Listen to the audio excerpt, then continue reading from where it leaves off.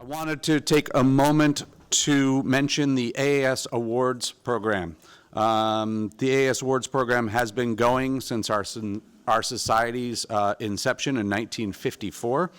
And our awards recognize the most notable accomplishments in space and, most importantly, the people behind them.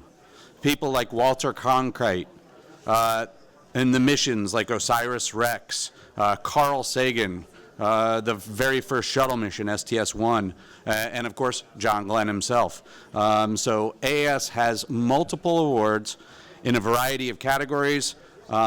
Please look into it. It's a great way to recognize your colleagues, your peers, the missions that are the most notable. Deadline for nominations is September 30th. The nominations process is really easy, so please get your nominations in, and we'd love to be able to help you recognize your peers, your colleagues, and the most significant accomplishments. With that, I'm going to get into introducing our next panel here. Our next panel, continuing the conversation on collaboration and partnerships. This is taking a bit of a different look at it. This is about working smarter together. With limited resources and growing mission demands, federal agencies are finding new ways to co-invest in technology and collaborate with industry. Today's discussion will look at examples of what works, where challenges remain, and how teaming up can drive more impact across both government and the private sector. So join me as we welcome this session's moderator, Ajay Mirza, adjunct faculty for mechanical engineering at the University of Akron. Take it away.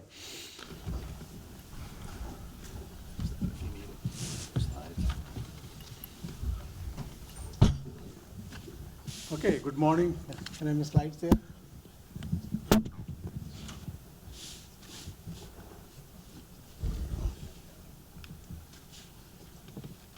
Good morning. Just welcome to this panel discussion on smart collaboration. I'm Ajay Misra. I'm an adjunct faculty at the University of Akron, and before that I was the Deputy Director of Research and Engineering at NASA Glenn. So still my identity is, I guess, NASA. I haven't found a new identity yet. So, but that's good. But in that role, I did a lot of collaboration, and in my current role at Akron, I mostly do bring together a lot of universities and industry to go after large research proposals. So that's what I do at Akron. So it's kind of similar to what our topics will be today. So our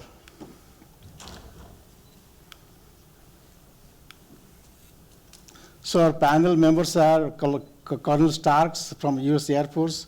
He's head of the National Space Intelligence Center. Then we have Mark Bartman. He's from Parallax Advanced Research. He runs the Ohio Federal Research Network. Again, a lot of partnership there. And we have Richard McLaws from Additive Powder Alloy. So he's really a good example how NASA technology is flowing to industry to do something big. So we have three different perspectives, and I'll chime in as we go. So the way we'll do is we'll have some few minutes of presentation by each speaker. Then we'll ask questions. I'll have some questions, and I'll let the audience ask questions after that. So with that, I don't know who is first. So these are the discussion topics that what are the strategy for joint technology investments that enable agencies to do more with less. As you know, the research funding is not increasing every day. It is going down, in fact, in many areas. So how can you leverage partnerships with NASA, other agencies, industry to do more with the same amount of money? And there is a lot of duplication sometimes, and how do we avoid those, and how do we collaborate to do more as you go on? And how we can do smart collaboration to have meaningful impact on the whole country and the research ecosystem. And how can some of the new technologies coming up like AI, digital twins, how do they help us to do more collaboration? And what are the pathways to get more collaboration if you use these new digital tools and do more with that? And then, as I said, doing more with less. Can you do more with less? And as you get smarter, I think we can do, and with the use of digital tools, we can always do a lot more with the same amount of money. And what are the emerging technology areas that we need to consider, that we need to collaborate a lot more at this time? Because there are a lot of new technologies coming on board, like quantum computing, artificial intelligence, quantum sensing, additive manufacturing. So what are those areas that we need to focus more to really collaborate and get the research at the forefront in the world? With that, I will have the first speaker. Okay, this is Richard, yeah, okay. Yeah. So you can go to the next slide. Okay. So a little bit about Powder Alloy Corporation. We have recently collaborated and have a manufacturing license through NASA Glenn, and we just want to give a little bit of background in that story. So a little bit about us. We're privately owned a metal powder manufacturer just outside of Cincinnati in Loveland, Ohio. We produce abradables, nickel and cobalt-based superalloys, ceramics, carbides, titanium, and advanced copper alloys. And initially, we service, General Electric aircraft engines. We're probably 10 miles away, and our technologies and the technologies that they use have advanced, and we've gotten more and more exposure with NASA, and that's kind of what got us to this point. But our main industry serves are the aerospace, power generation, defense, oil and gas, and medical industries. Go ahead.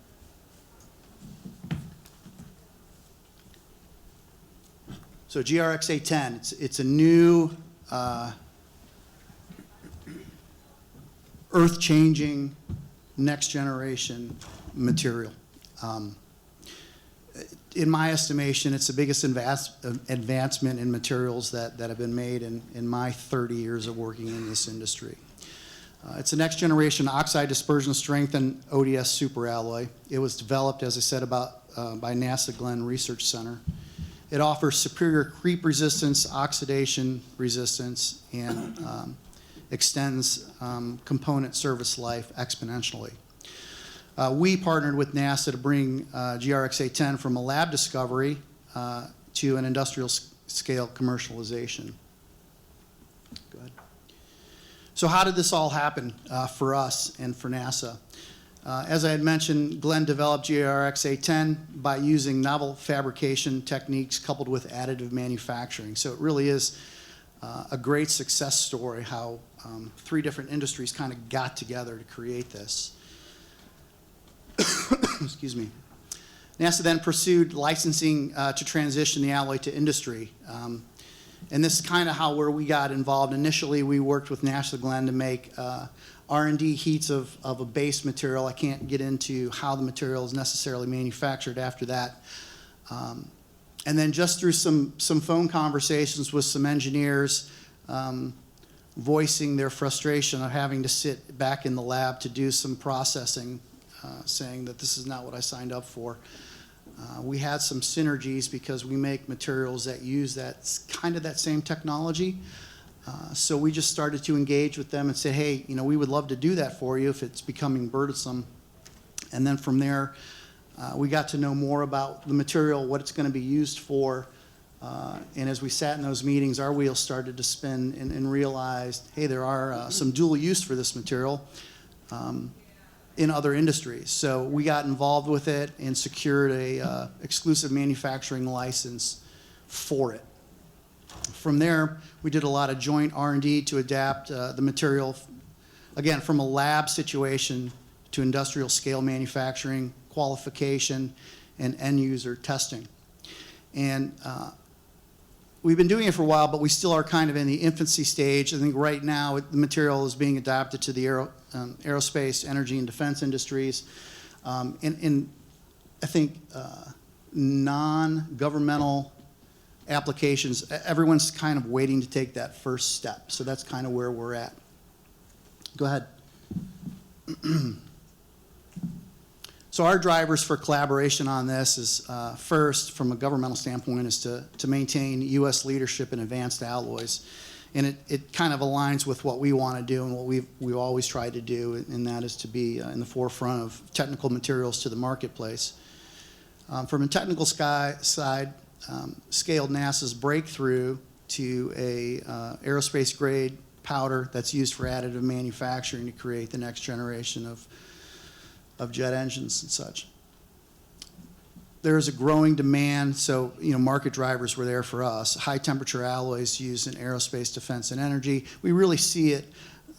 The applications are really for power generation. The ability to build components for land-based gas turbines and, say, hydrogen-rich fuel situations. In the past, novel materials that we have, or I'll call them legacy alloys, can't operate at those temperatures, but this new material can. Policy-wise, we had a lot of mandates to secure raw materials from the United States, U.S. suppliers, and that was and is a continuing challenge. There's a few elements in this material that aren't necessarily mined in the United States, but other than that, it's 100% made domestically, and we want to keep it that way. Go ahead. The challenges that we face, one is the scaling the ODS powder. Again, I can't get into too much of what it is, but it's always been a technical challenge to make oxide dispersion strength materials, in the sense that the oxide doesn't necessarily disperse uniformly throughout the material. It's been kind of a bugaboo for the industry for years, and this new technology got around that, and here we are. Another challenge faced, and we're dealing with it now, is OEM certification cycles are long and very costly. Supply chain, as I mentioned, we need to build U.S. exclusive sourcing for raw inputs, raw materials, specifically rare earths. And the other challenge faced is aligning timelines between federal research and industrial commercialization. For us to invest money in this material, we need to see a pretty quick return on investment, and if it was just necessarily used for governmental applications, that would not be realized in the time frame that our owners want it to be. Go ahead. So the outcome and where we're at now, it's been a successful transition from the NASA's lab right down the street here to industrial supply chain. We're positioned as a strategic partner for aerospace and energy markets with this new material. The joint investment model leveraged the NASA science and our manufacturing expertise to create a market-ready material in honestly a pretty quick turnaround. And lastly, it strengthened U.S. competitiveness in high-performance alloys in extreme environments. Okay. All right, looks like me. Thanks, AJ. Mark, go ahead.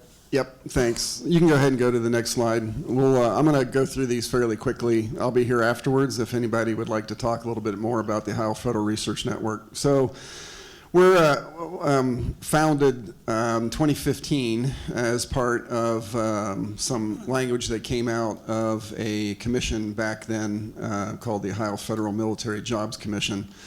And the intent was to build this thing off the triple helix model of innovation, which is how do we bring academia, industry, and government together to be able to help solve some of the problems that our federal partners have here in the state of Ohio. The other key element was, which was number one there on the list on the right-hand side of the slide, which is that Ohio as a state was way down. I think we were like 25 or 26 out of the rankings when it came to bringing federal dollars into the state of Ohio for research. So we, the individuals that put the Ohio Federal Research Network together, looked at a number of different factors and came up with a model that is, as you'll see, has been very highly successful. We just wrapped up what we consider to be our round 7 funding opportunity round. So, and although the official announcement hasn't been made as to the teams that were selected for that, that'll come out here very soon for that. But we've had tremendous amount of success over the years running this particular program. Next slide, please. So what is Ohio Federal Research Network? So it is a solely state-funded program. It's part of the governor's budget that comes through the Ohio Department of Higher Education. The money actually then flows as a pass-through Ohio State University and then goes to Parallax Advanced Research. We are strictly the administrative arm of the Ohio Federal Research Network. As you can see there on the bottom in those green boxes, we have two executive councils or boards. They are the ones that make all the decisions based off of the proposals that we receive every 2 years when we do our solicitation round for the Ohio Federal Research Network. They are the individuals that sit on the Technical Review Council and the Executive Review Board are the ones that actually make the decisions as to which ones of the proposals we're going to fund. For round 7, the most recent one that we just went through the last few months ago, we had 47 proposal teams that put in for the funding opportunities for the solicitation that we had put out. And we'll be able to fund 7 of those based off the money that we got from the state of Ohio budget from ODHE on that. And since we're sitting here at CASE, I'll just mention if you're a student or a small business partner that likes to work with CASE, Dr. Michael Zorman, or Chris Zorman is on our TRC. And the president of CASE, Dr. Michael Oakes, actually sits on our executive review board. So we have a number of university presidents that are on the executive review board, as well as having a number of very senior academic individuals and researchers that sit on the technical review council. So it's a very deep bench of individuals that look at these proposals and decide which ones are actually going to be funded as we do the rack and stack. Next slide, please. So I call this my bubble chart. I will only really talk to the bottom 3 bubbles, but you can look at all of them up there. So far I mentioned that OFRN has been around for 10 years. So far, not including the current round, and I'll add that in here for you in a second, although it's a little bit of math in public, is that up through round 6, the state of Ohio had put in almost $62 million into this program. For round 7, we received another $10.198 million out of the state to be able to fund round 7. So about $73 million so far. When you look up through round 6, we're up to almost $400 million that these teams that we end up funding and developing a technology that supports one of our federal partners here in the state of Ohio, and they were on that previous slide. I failed to mention that, but that, of course, is NASA Glenn, Air Force Research Lab, the National Air and Space Intelligence Center, and the Navy Medical Research Unit down in Dayton are the 4 primary partners. We also work very closely with the Ohio National Guard, mainly because we get many small companies that come to us and say, hey, I got this really great product. I think the military is going to love it. Can you help us out when it comes to trying to find out whether or not it's really the next thing since sliced bread? Then I go to my good friends in the Ohio National Guard, since I was a previous adjutant general here in the state of Ohio under Governor Kasich. And I talk to the current adjutant general and some of the commanders here in the state of Ohio, and we get airmen or soldiers to actually take a look at the tech, go hands-on and say, yeah, this really is a great thing, and I think it will help us out, or no, you need to make some changes here because it's really not something that we can use right now in the military. And from a small business perspective, if they need to make a change, that's when they need to make the change to figure out what's the right way to go forward on that. The other piece to that bottom bubble on the right-hand side there, the $40.8 million so far through round 6, is the amount of cost share that these teams end up putting in. So it's the universities, it's the small business partners, because they feel that how important this program is, that they actually want to have skin in the game for that. I will say, because it's part of our solicitation, is that the state does not require cost share. However, if anybody has ever gone after federal funding on any kind of a project, typically cost share is something that they look at because, again, it's about having skin in the game if you're going to develop a technology at the level that we're working at, which typically is a lower TRL. Not basic or fundamental research, typically your 1 or 2 TRLs. We typically start around TRL 3 and kind of work up from there. Next slide, please. The spin-outs so far out of 6 rounds, we've had 16 spin-out companies out of this. Many of these companies have gone on to be multi-million / hundreds of millions of dollars type companies here in the state of Ohio, which is part of the reason why OFRN was built in the first place, is to develop these kinds of small businesses into larger companies. here in the state. On the right-hand side, you can see what the return on investment so far for this program has been. Up through round 6, we have funded 41 project teams. Out of that, you can see that about 3/4 so far have had a positive return on investment, which when you look across the country at startups is like crazy as far as the number. Typically, you run less than 10% will have a positive return on investment before they go out of business on that. And you can see that more than 1/4 have funding or have assets or follow-on funding in excess of $10 million by participating in this, by getting funding and then participating in this program. Next slide. The other thing we started a couple rounds ago was what we call our Student Experiential Engagement Program. So if you're a student here in, or have maybe a son or a daughter or somebody that's a student here in the state of Ohio at one of our academic institutions, if there's a faculty member there that gets, that's on a team that gets funded through this program, then you ought to go talk to that faculty member, because for the next 2 years, they're going to be working on developing a technology that has been funded through the state of Ohio, because it's important to one of those federal partners that I mentioned. The other key piece to this is we have found it wasn't necessarily really a direct or conscious effort when we started this program 4 years ago, is that the students really get a tremendous amount of education from the small business. So obviously the students at the universities are going through an academic program and they're learning the technology side of it. What they probably don't normally get is the business side of it. So by working with these small businesses that are part of the teams on this, they actually get to a great education on how you start a business and then sort of the pitfalls of actually running a small business as you go through. Next slide. So for our round 7, which I said we closed out back the end of June, or actually back in May, and have gone through the selection process. So our 4 federal partners identified what we call our areas of interest, which is in that column on the left-hand side of the slide. So there were 7 areas of interest for this particular round. Several of those probably, as you can see, would have direct impact into the things that are going on in NASA and the space programs. And this is the second round, actually, that we've had several of those types of programs. We get the subtopics from the subject matter experts at those 4 federal partners. So after the initial areas of interest are identified to us, and again, I don't make any of this stuff up. This is all given to me by the federal partners. I just manage the program for Parallax.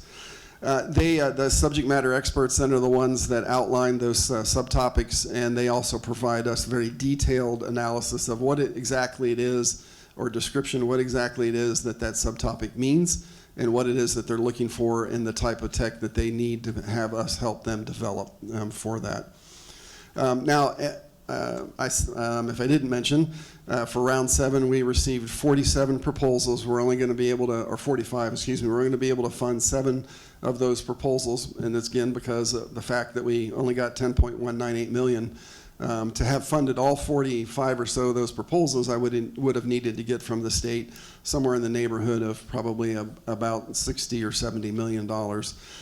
So I will throw out a pitch right now for anybody in the room that has any connections with any of our state elected officials. If you like to see more of these things get funded, you need to talk to your state elected officials. So every 2 years when we do the biennial budgeting process here in the state of Ohio, and I go and I testify before many of the committees down at the State House in Columbus, and I talk about this program, it always helps, of course, to have additional individuals across the state of Ohio talking to their elected officials that we need more money in this program, and then we could fund more teams and do more of these kinds of this type of work.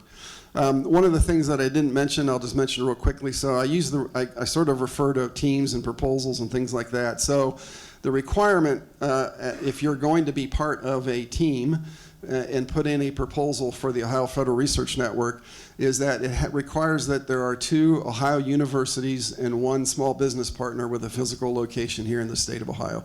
That is the minimum requirement. Many of the teams that we see that get put together have multiple universities here in Ohio, and some even outside the state, and many small businesses here in Ohio, and including some even outside the state. But as a minimum, a proposal team has to have 2 universities from the state and 1 small business partner. Next slide, please. And I think we're about to the end here. So we do these opportunity days on a quarterly basis. If you go to the ohiofrn.org website or what's at the bottom of the page here, you can find these opportunity days. These are really great opportunities, which is why we call it opportunity days. Great opportunities to be able to hear some of our federal partners. So we always have a representative, usually at a minimum, somebody from NASA Glenn and somebody from AFRL. Usually they're subject matter experts, researchers, and they're talking about what it is that they're doing, the type of work that they're doing, and where they need help when it comes to the technology that's being developed for that. And you can see it, we vary it. So every quarter we do something a little bit different as far as the technology that we're talking about, but it always feeds back into those areas of interest that we have listed on that previous slide for that. Next slide. This is just kind of shows you a pushpin chart around the state of Ohio. So this is a listing of all the universities and small businesses that have participated in the program over the 10 years that we've been in existence. You can obviously see some of the natural clusters, sort of the 3 C's for that. We do have a number of individuals from Ohio University and Bowling Green, University of Toledo that have participated, but we're always, of course, looking to expand this network as we move forward into future rounds. So next slide. I think that's actually it. So yeah. So like I said, I'm happy to answer any questions later on.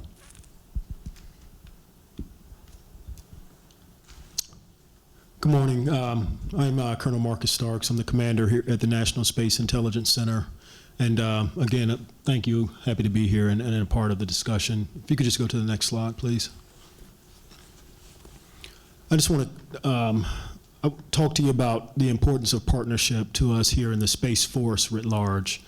You know, when you look at the mission of the Space Force, when we talk about, you know, securing our nation's interest in, from, and to space, that's a pretty tall order for such a small element.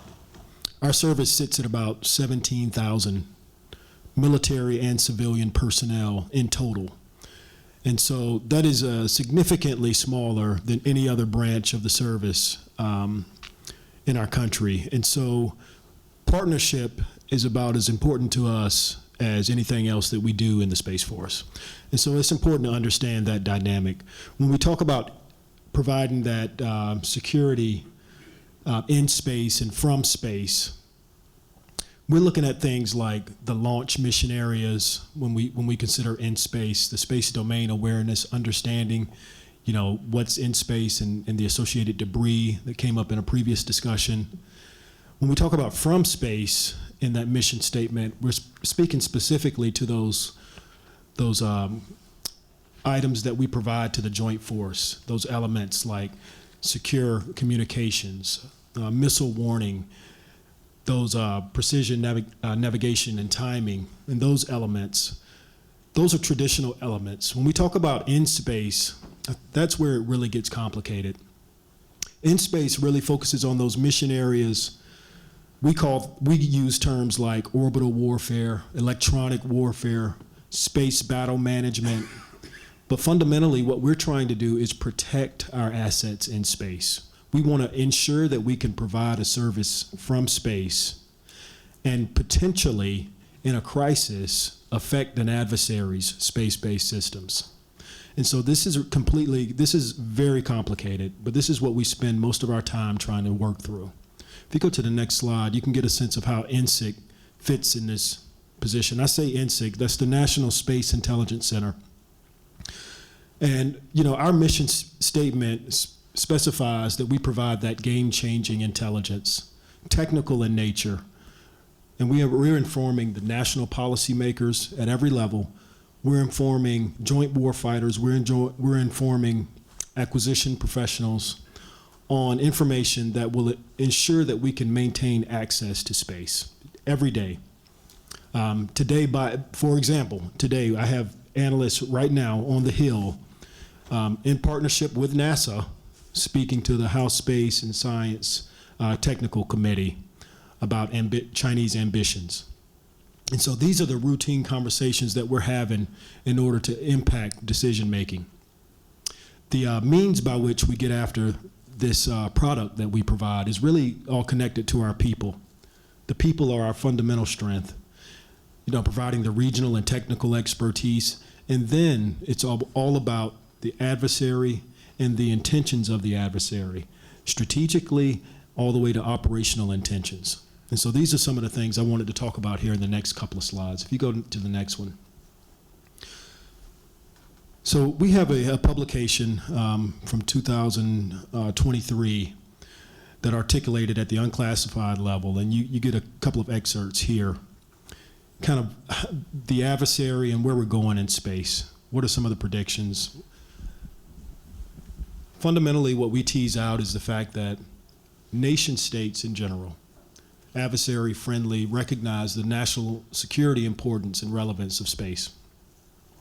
And if you accumulate, or if you calculate and track and tabulate the numbers of spacecraft in general that are on orbit through the most recent years, you really see an exponential jump.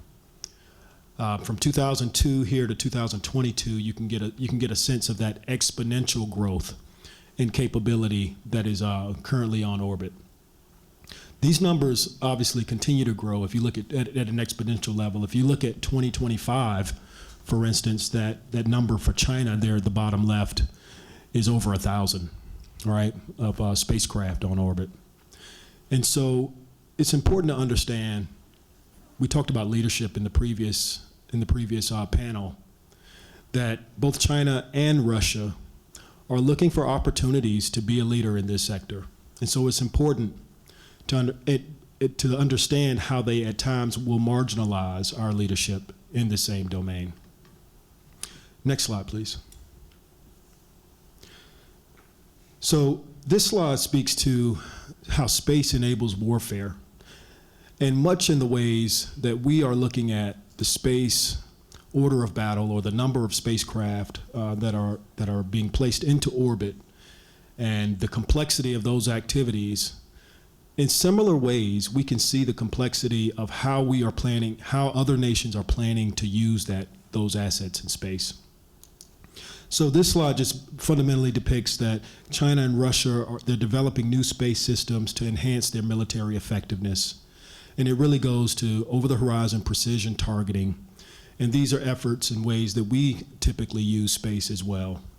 If you go to the next slide, we really see some of the more disturbing components or opportunities in space. And this is where adversaries leverage things like electronic warfare, or anti-satellite missiles, or ground sites, and cyber attacks against space-enabled ground stations to affect their space operations. We, as a center, as a National Space Intelligence Center, not only do we look at what is on orbit, but what are the impacts and effects of those mission sets that are placed on orbit?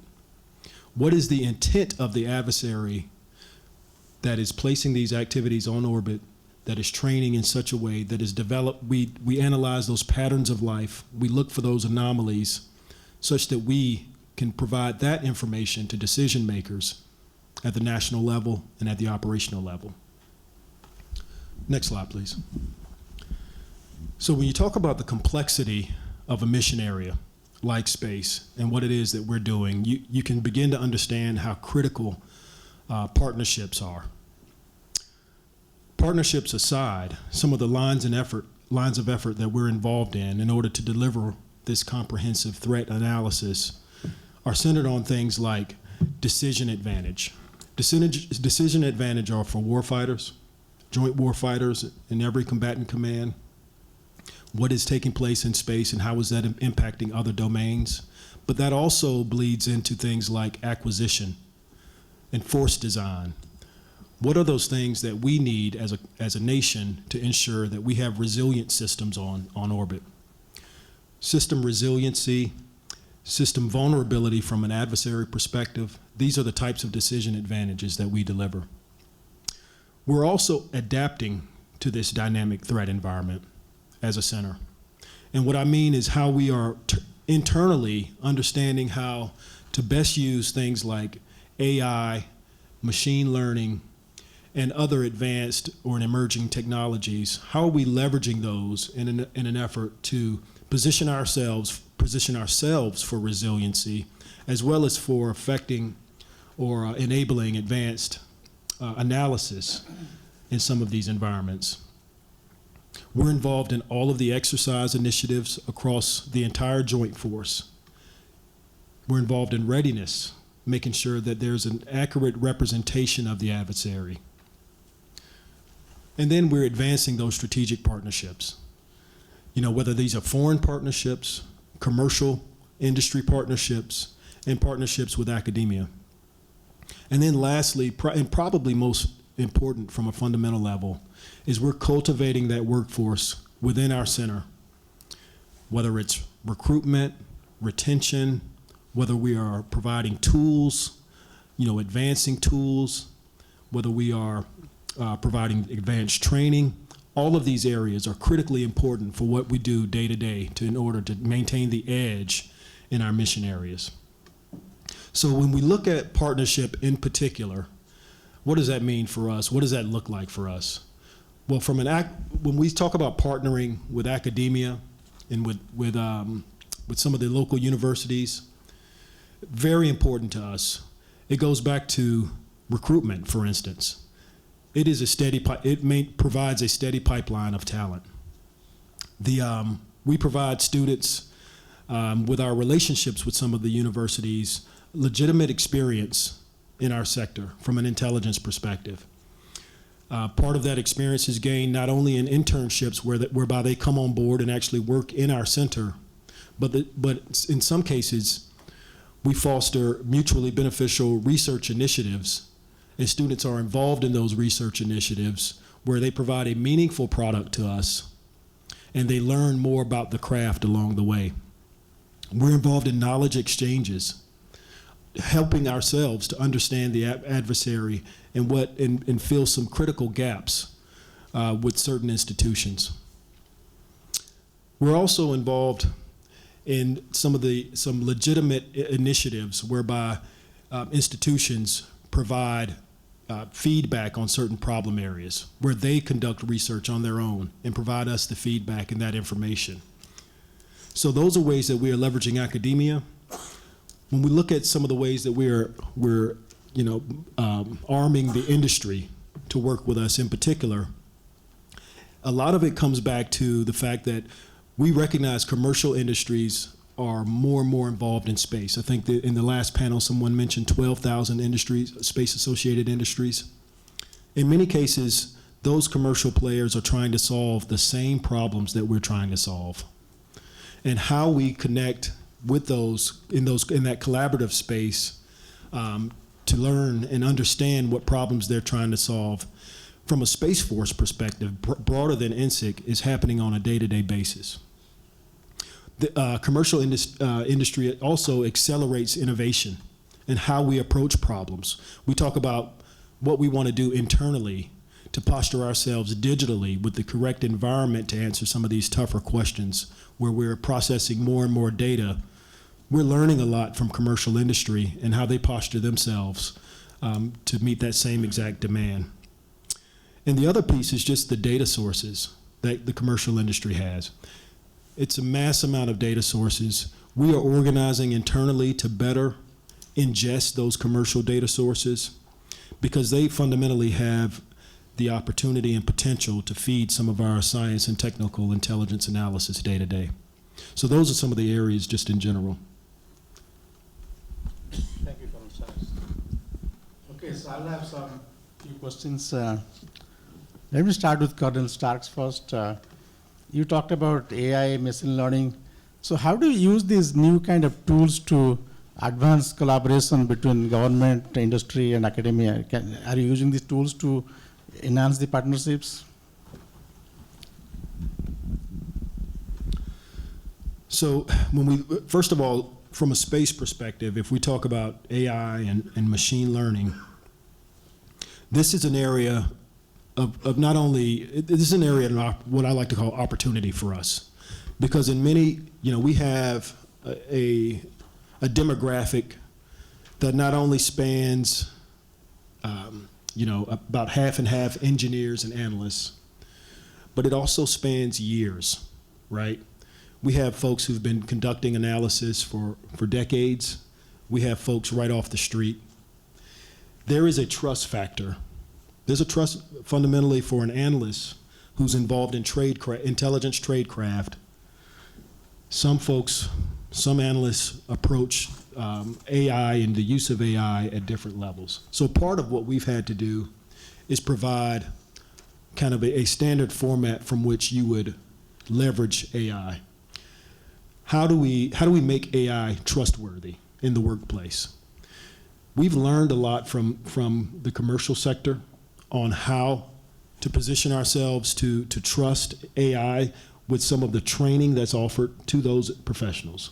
We've been able to partake in the universities training for AI, for things like quantum computing, automation, and that training has allowed us to better integrate AI into our services. So it's a game changer also from the perspective of modeling and simulation.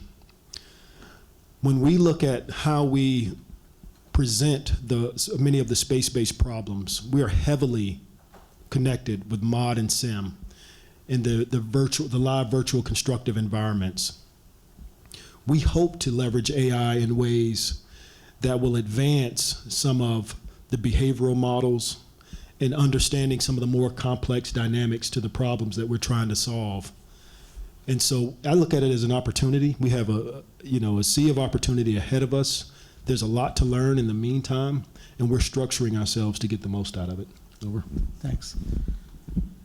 Next, maybe Richard, you can answer it. You mentioned about that there's a big challenge, big lag time to get the certification for the new technologies from the OEMs and other things. And how do we accelerate that process? How can the government help to accelerate the certification process? Well, I'll speak to the GRX 810 that we're currently working on that you know a lot about.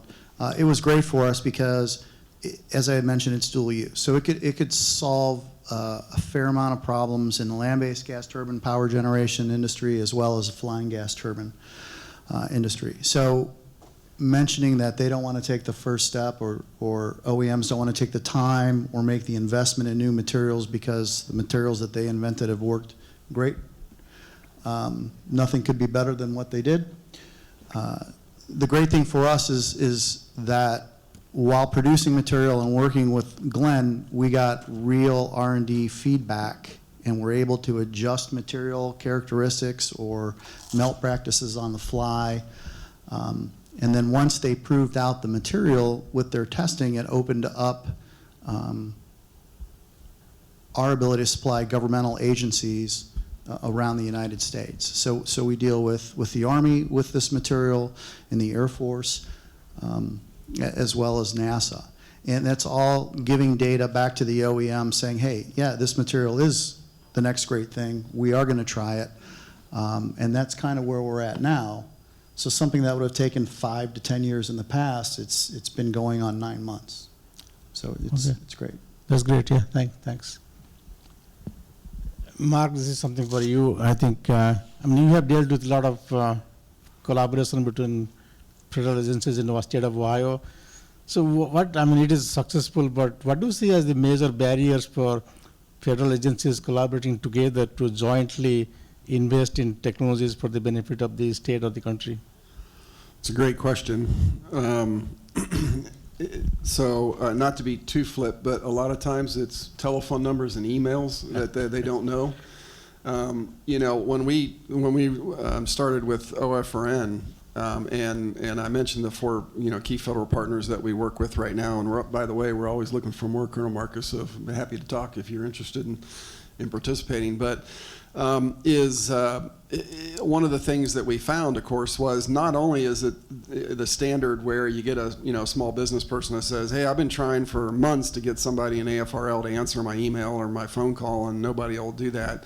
We know how to get the nose under the tent to be able to get those people get to the right people to get a response out of that. but it's also the connection between, those federal partners themselves, right? So that one slide where I had those 7 areas of interest on there is that when you look down through there, both NASA Glenn and all of the individuals at Wright-Patt, the other 3 federal partners that we work with, all have like interest in every one of those areas. So they have subject matter experts in most cases that are working either on developing a technology or are working a technology in one of those areas that they would love to have help with.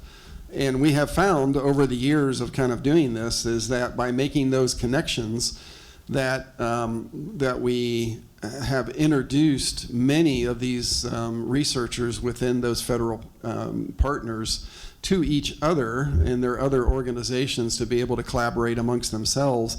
And then that ends up actually leading to some really great outcomes in the long run.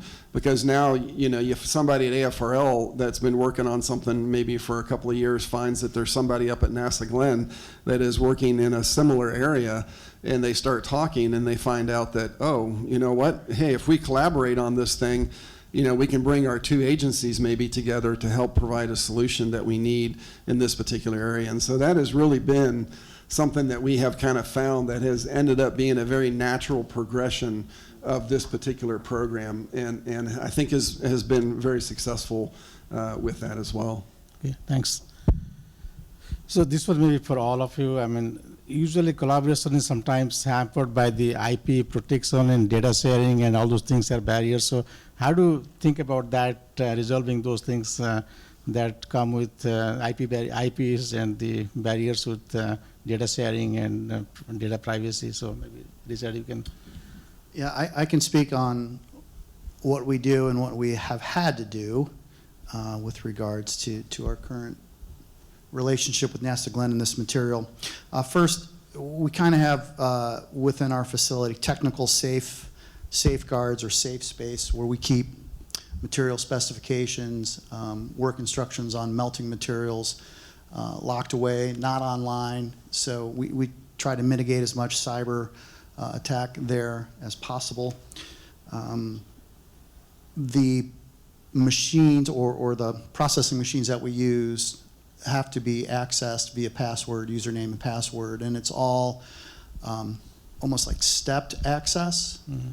So if worker A programmed the machine, he's not going to know how to use the machine per se to run the program, but the person who runs the program doesn't know the programming, right? So it really is a layered defense mechanism, if you will.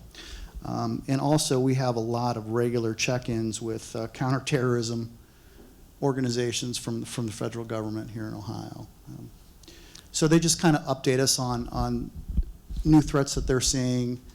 We go through people that have been contacting us for this material and kind of vet those people.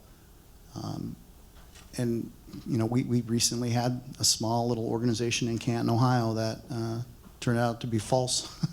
It wasn't really an organization at all. It was people trying to get the material to reverse engineer an adversarial country. So those are the 3 big things that we are doing right now with this. So Colonel Starks, you deal with a lot of IPs and secret sort of things. So how do you deal with that in partnerships? I guess I'll take a different approach to the answer and not be so internal facing, but more so from a macro perspective. I think there's a natural tension when we are integrating and working with commercial partners, for instance, to the extent that we are. There's a tension between things like security, and the security and what we want to do in protecting our information and speed, right? Speed of getting products out into the operational environment. The faster you go, the more you risk providing a product that is less secure, right? And so how do you bridge that gap of, okay, what's fast enough and secure enough to meet the mission? And oh, by the way, the mission is there's a friction point between the mission and the business development piece from a commercial perspective. You know, these are the kind of the motivational elements. And so what we have to do is communicate. We have to collaborate. We talked about getting everyone in the room to find that true middle ground. What is that right timeline that'll give us the security we need in a product, but it'll give it the timing that it needs to be effective as it relates to the mission that we're trying to execute. And so much more over communication is required in order to enable that, that transition of that timely capability and that innovative capability that we typically look for in the private industry. Okay.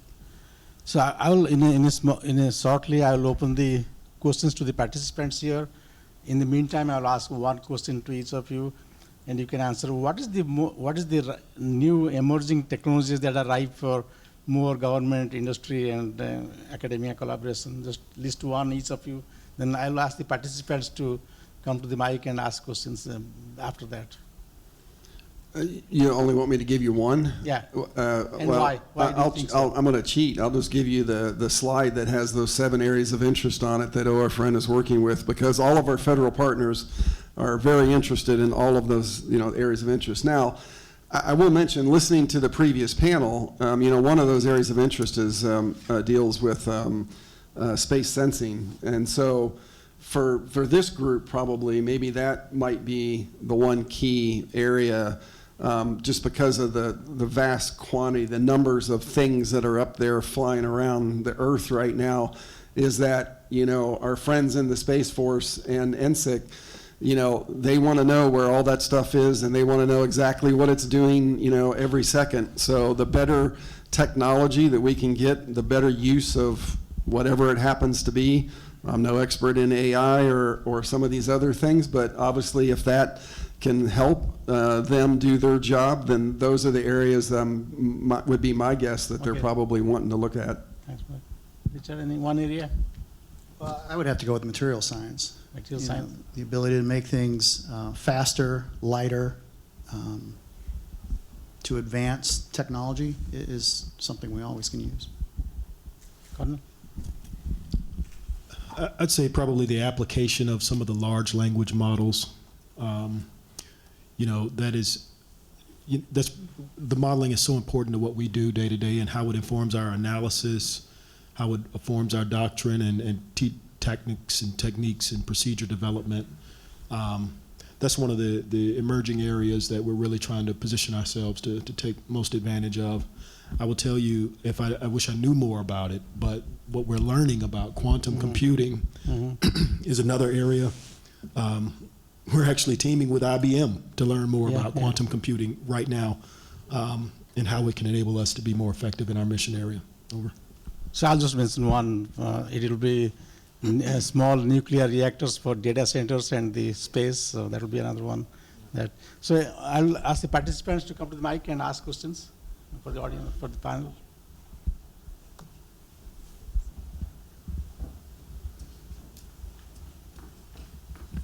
Hi, I'm Max from the University of Illinois and Liquid Rocketry at Illinois. This is a question for the Lieutenant Colonel.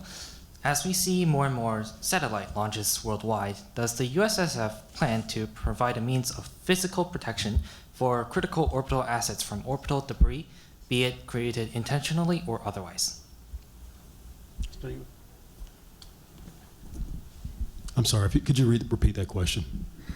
Does the USSF plan to provide a means of physical protection for critical orbital assets from orbital debris, be it created intentionally or otherwise? I would say the level of physical protection is probably the part of the question that I can't really specify. But what we provide is the equipment.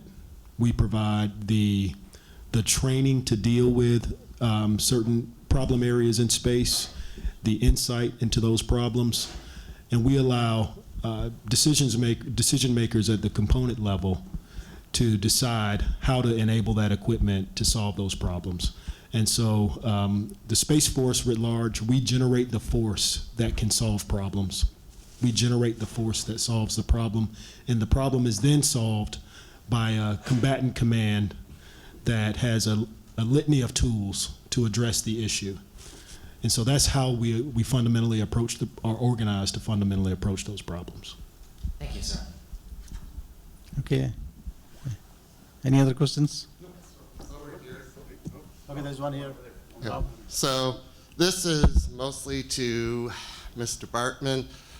So in facilitating interactions and collaboration between between academia and government in Ohio, have you thought about something you could potentially take advantage of? At Northeast Ohio, for example, both Akron, University of Akron and Kent State University have a lot of former employees, not just Dr. Misra, but others who've moved on to academia as a second career, or in some cases current employees who also serve as adjunct teaching faculty at the university. So if you looked into that at all as a potential, basically low-hanging fruit as a way to build on some of that to facilitate collaborations between academia and government? Thank you for the question. So you're right. Many of the individuals that were formerly in NASA Glenn or AFRL that have gone on to industry or maybe even to academia, like AJ has, continue to engage with us on a periodic basis, and they're a part of. Unless they tell us to take them off of our email list, they are part of the overall ecosystem of individuals that we push out our information to on a constant basis. And periodically, I do get responses back from them asking questions or looking to figure out ways to help with that. So. But we're always open. Part of the innovation process that we do or that we promote within the Ohio Federal Research Network is that collaboration piece. So we're always open to helping out anybody, whether you're in academia or industry here in the state of Ohio, connect with those federal partners in a more efficient or better way. That's something that we're happy to do. One more question from here, then we'll wrap up. Hi, I'm Li Jeju from Interstellar Communication Holdings. I have a quick question about AI in space. Because all AI models are all trained by NVIDIA chips, it seems like from the root level, the data is very concentrated, and the labeling is according to a systematic system, and also the distribution can cross platforms. So I want to hear your take about the concentration of the AI system. Oh, one more risk. AI is trained by getting the average in the model system. So we know the human extraordinary is actually led by minorities. So consider all these four aspects of the concentration of the risk of AI. How would you rely your critical decision making only on AI systems? I can start with that. I think one thing is, as Colin said, you must have the trust toward the AI. You must be able to trust the AI. And I think there is a growing trend towards democratization of AI, like a lot of people have input to the AI process, so that will help to spread the wealth a lot more. And if you look at now, it is millions of people have contributing to the AI. So it is not just focused on few companies, it is getting a lot more in many areas. So I think with time, if you just focus on trust to the AI and what is not depend on it for all decisions, at the end, humans have to make the decisions. I mean, that's kind of has to happen. They cannot make what we can make decisions. So that's what my view is. No, I was going to echo that last point, is that you have to be really discriminate about the choices you want AI to make for you. And so part of the process in learning about how you're going to apply AI is where are you choosing to take the risk on leveraging AI and creating that efficiency in your organization. Yeah, I kind of use myself, AI as my own assistant, so it's there to help me, not decide for me. It is there to make me productive and help me to do things faster. Okay, thank you for your attention, and thanks the panel. It was a great panel.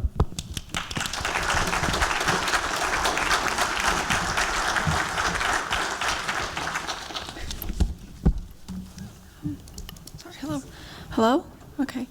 Hi, so my name is Sabrina, preferably Sam, and I'm currently an undergraduate at UIUC, majoring in aerospace engineering, and I'm here to represent Liquid Rocketry at Illinois, which is an undergraduate student organization whose goal is to launch a supersonic altitude control pump-fed liquid rocket.